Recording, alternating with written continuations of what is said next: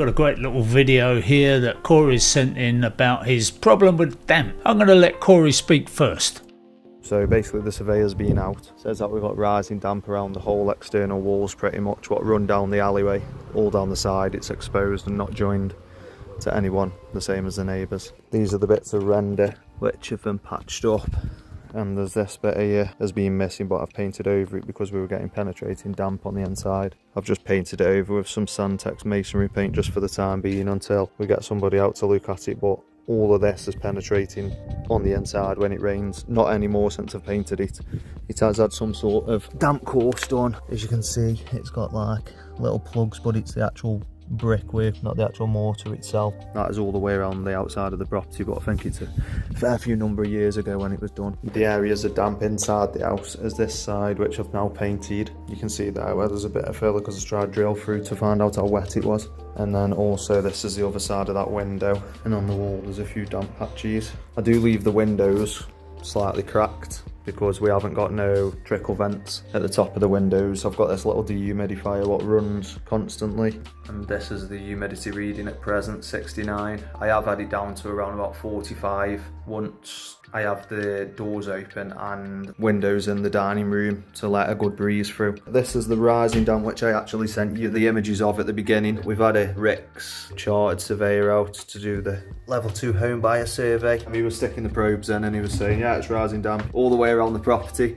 This is the wall that joins the neighbour, which is what I've already sent you the photos about anyway. So this is the middle room. This wall, when it's been emulsioned in the past, the paint does this all the way up. I don't know if that's because there's moisture behind it when it's being painted. When he was reading up here, it was still coming back as like a medium on his meter reader. They don't feel damp to touch, they feel really dry. The reader was saying otherwise. This is the external wall on the alleyway side. You can see there's some missing render there. That is the vent for the bedrooms, and there's a vent at the other end for the front bedroom. These lower bricks seem to be basically breaking up. Sounds very hollow. I'm not sure it's possible, or the second mortar line up, whether that could be drilled all the way along every 10 centimetres to do the Dryrod system, and whether that would help the cellar as well, which I mentioned in my email. There wasn't really that much groundwater under there. I'm just waiting for the full survey to come through. You just keep saying the damp course needs doing. Like you say, I know surveyors will say that anyway, all the time. I'll send you the video. I look forward to your advice, Roger. Thank you. The first thing I notice is this black paint around the brickwork. They've had an injection into the brick, as he says. That was probably done with the liquid silicone. That's okay. I mean, it goes into the brickwork under pressure and it will have done some good. Brickwork is quite difficult to inject properly. You're much better off on the mortar course, so I agree with him when he says stick the dry rods in, have another go and put them along the course just about 6 inches, 150 millimeters from the ground up. What I'd also want to do is remove that black paint, because I think that is holding in moisture, is getting spalling on those bricks. If there is moisture in that wall and it's coming up from the ground, there is very limited opportunity for it to evaporate, because we go above that chemical damp proof course, and what have we got there? We've got render. Now it's sand and cement render. Renderers very often put waterproofer in render, really for their own convenience, because it stops it drawing in too quickly and it means they've got longer working time on it. So they put the waterproofer in one coat and then they put the next coat of render on it, and of course what that does is if there's any moisture in the wall, it traps it in there, it stops it from breathing. So if a wall gets wet, it will soak into it to a certain extent, but it will also evaporate. And he said he's put Sandtex on here. If you look on the instructions for any of these masonry paints, they'll all claim to be breathable, and they're not that breathable. In the end, most surfaces, most paint treatments will let the moisture out, but it's a question of how quickly they do it. So I would have used a silicone paint. You can get it from the EWI store. It's a lot better at repelling the moisture, but also letting any moisture in the wall evaporate. Now we come to the inside. They've got PVC windows there. He's got those cracked open to let the moisture out. You rarely ever see significant damp problems in old houses with sash windows and drafts. So there's going to be an element of condensation in this house. It's not just rising damp issue. It's not just a penetrating damp issue, it is actually also condensation. So he's painted that over. Very sensibly, he did actually drill the wall and take a core sample from there and have a look at that and see how damp that is. And that's always a good idea. Take a little bit of brick dust out, something like that, stick it into a plastic bottle, do the top up tight, and just wait and see if that plastic bottle produces moisture on the inside droplets. That gives you some indication. I would say that is a clear case of condensation. That is moisture that's collected there and the molds began to grow. That gives me a good indication that we're looking at condensation in that area. He's saying he leaves the windows open because he hasn't got trickle vents, but he can crack them open just a little bit. On the days when he opens the windows wide, opens the doors, ventilation going through that house, then the humidity levels do drop dramatically. Now I'm afraid that this little thing he's got here, really that's a toy. That's not going to do very much. I would expect in a house like this for him to pull out maybe 10 litres a day. If he gets himself a decent size dehumidifier, and we have got a nice one here which we're going to put in the details below from our friends at Safeguard. It's nice because it's also got a HEPA filter in it, so if you suffer from a bit of asthma, not only are you getting rid of that moisture and the mould to a certain extent, but everything that goes through that dehumidifier will also have been filtered. When you look at those filters after a week, you'd be amazed at how much they've picked up. So he's got his little ThermoPro, and that gives him a good indication of what's going on there, and if it's the one that's connected to the Bluetooth, he can get a record of the temperatures and the humidity levels over the week, over the month, over the year. A real good little device that, and not much money. Again, we've got links below, and that will also help our channel survive, and it is about survival at the moment. Here we've got damp, which he says is running along the wall from one end to another, and this is on the neighbour's wall, so you would expect that to be a lot warmer than the other walls, so the condensation wouldn't be an issue. He said the guy put a probe in there and found damp all the way along the wall. Well, I would suggest that that probe is put into the actual woodwork rather than the masonry, because if you put it into the masonry, what it does is it picks up salts in the wall. It's basically about conductivity, so you're not really getting a true indication of whether we're looking at condensation there or whether we're looking at rising damp.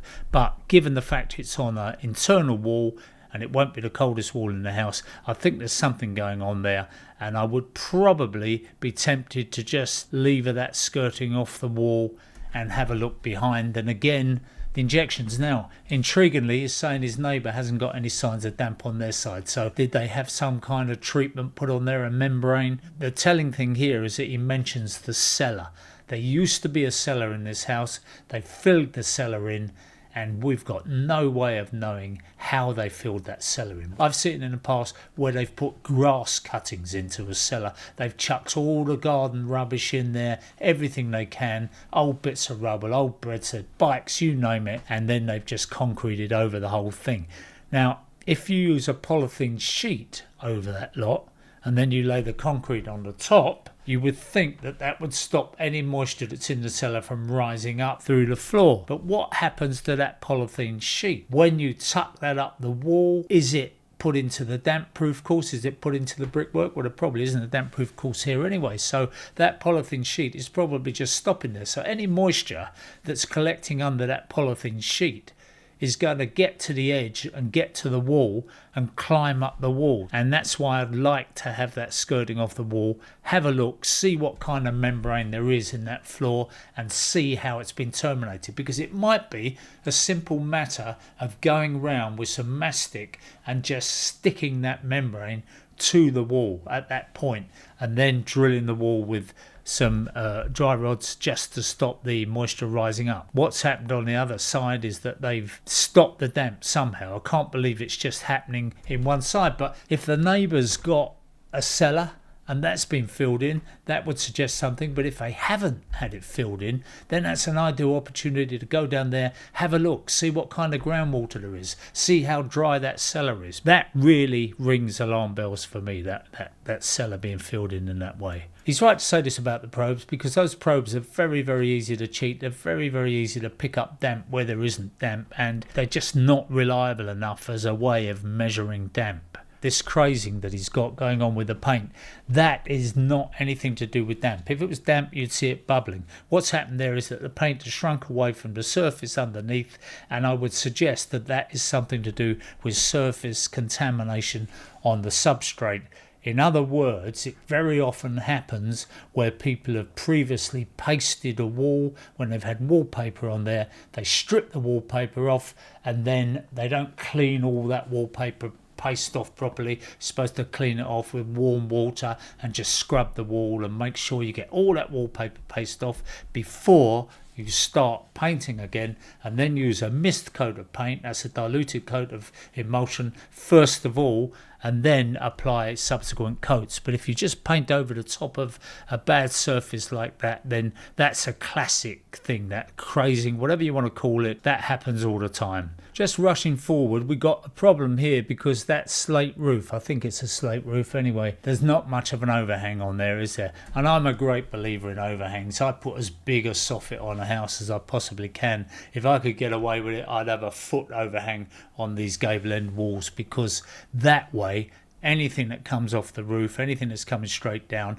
at least the top half of that wall is dry or dryish, and then you're just dealing with a bit at the bottom. But if that gets soaked on that wall, it's going to run down that wall all winter when we get a wet period. And you can also see, by the way, down on this corner where the render bead that they've used, maybe it was a galvanized one, maybe it was a stainless steel one, because I've seen stainless steel ones rust away in the end, but I reckon it may have been done with some galvanized render beads, they're the angle beads on the corner instead of the plastic ones, which are very common now.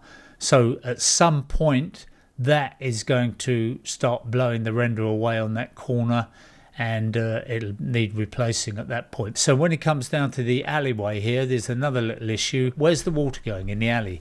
If you went out there in the rain and you had a look at it, I think you would find that that water's running off the slabs and it's running into this little bit of shingle. And if we look at the shingle, if we could actually get closer to the shingle, you can see that the shingle isn't actually deep, it's just the dressing over the top of the earth. Because if you look where there isn't any shingle, you can see the mud. So what I would do there is I'd probably lift the slabs, because I'm a glutton for punishment, and then I would dig out, and I would dig out all the way down that side, and I would make sure that I put in something, some kind of membrane up the wall, or I would put in an echo drain at the top at least. Now you could put shingle in all the way down to a good depth, but the trouble is that sometimes that allows, it acts as a drain and it allows moisture to come towards the wall rather than away from it. So at the very least, if he can get down lower there and get himself an echo drain in there all the way along, that's the slotted drain that you can buy, that you just slot together, and of course it's got to go somewhere at the end. Here you are, look, this is an example of where the shingle's missing. You can see the earth is there. So yeah, get rid of all that black paint, get rid of all that earth down the side there, put something else in, and make sure he's got a decent drainage there, because all that's doing at the moment is feeding that wall with more moisture. I agree with him about putting the dry rods all the way along, because I think it's worth it. I don't think it'll do any harm, put it that way. It may not solve every problem in that house, but it's going to help. I don't know what he can do about putting a better overhang on there, or whether that's worthwhile or not, but it would be the sort of thing I'd do. I'd extend those slates out, I'd put a decent bit of barge board up the side of there, and just make sure I got a little bit more of an overhang. Although he could spend money having the professionals in to do a damp proof course all the way around, he could equally do it himself with a drill and some dry rods, and he would do as good a job. If they were going to hack off all the plaster inside, which I suspect they probably will, and then they're putting a waterproof sand and cement all the way around the inside, all that will do is make a cold surface and give somewhere for the condensation to form. Kirk Johnstone, our good friend, the plasterer, who's got an excellent channel on the Trowel, he was using cork plaster recently. It's a fantastic product. It allows a little bit of absorption of condensation and then it releases it. So it's a bit like a buffer, but it also will allow any moisture that's trapped in the wall to escape from the wall. So we're going to be giving that cork plaster a go at the earliest opportunity. We'll just wait for the sample to come through now and a suitable job to do with it, but it would be a great job to do here with a bit of cork plaster. So he's got a lot going on there, and I wish I could just wave a magic wand and say, Cory, this is your problem, just do this and it will solve it. But the thing is, if he goes and spends money on that one thing that they're recommending without doing all the other things, then I think he's going to find himself disappointed. Anyway, I'm Roger Bisbee. Please let me know what you think about all this, and all those people who are going to go, there's no such thing as rising damp, it's all something else. There is rising damp. That's why we have damp proof courses, and it's well proven. It goes back thousands of years. There's historical records of rising damp, even going back to ancient Rome. So don't think that it's some modern invention, some modern thing that people have dreamed up in order to make money out of you. There is rising damp, and to say there isn't is doing untold harm to those people who are victims of it. Not all damp is rising damp, so we look at everything we can and we try and work out what's going on. It isn't easy, especially when you're looking at it from a remote distance on a computer screen, but as I say, let me know what you think. Well done, you reached the end of the video. Not many people get here. Now that picture you can see there, I took on holiday. The first person who can tell me where I took that picture is going to get a prize. If you know where this is, email with the answer and your address, and I'm going to send you that prize. And if you want to see another damp mystery video, check out the house visit we did over in Minehead.